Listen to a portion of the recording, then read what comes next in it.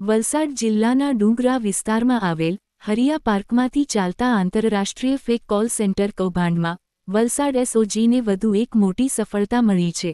કરોડોની ડિજિટલ ઠગાઈના મુખ્ય સૂત્રધાર રાજેશ ઉર્ફે રાજ ઠોલારને પોલીસે ઝડપી પાડ્યો છે.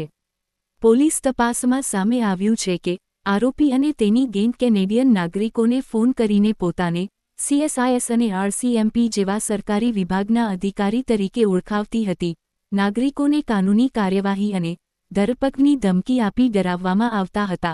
ત્યારબાદ નકલી દસ્તાવેજો અને ફરજી નોટિસ મોકલી લાખો રૂપિયાની ઉઘરાણી કરવામાં આવતી હતી. ઠગાઈની સમગ્ર મોડસ ઓપરેન્ડી એટલી શાતિર હતી કે ભોગ બનનાર વ્યક્તિઓને એપલ ગિફ્ટ કાર્ડ ખરીદવા માટે મજબૂર કરવામાં આવતા અને ત્યારબાદ તેના કોડ મેળવી લેવામાં આવતા હતા. આ કોડ વિદેશમાં વેચીને કરોડો રૂપિયાની કમાણી કરવામાં આવતી હતી. મળેલી રકમને ક્રિપ્ટોકરન્સી મારફતે ફેરવી કાળા ધંધાને અંજામ આપવામાં આવતો હતો. અગાઉ વલસાડ એસઓજીએ આ જ ફેક કોલ સેન્ટર પર દરોડો પાડી 11 આરોપીઓને રંગે હાથ ઝડપી પાડ્યા હતા. જો કે સમગ્ર કૌભાંડનો માસ્ટર માઇન્ડ રાજ ઠોલાર ફરાર થઈ ગયો હતો. સતત ટેકનિકલ સર્વેલન્સ અને ગુપ્ત બાતમીના આધારે એસઓજીએ આખરે તેને પણ ઝડપી પાડી સમગ્ર ગેંગના નેટવર્ક પર મોટો પ્રહાર કર્યો છે.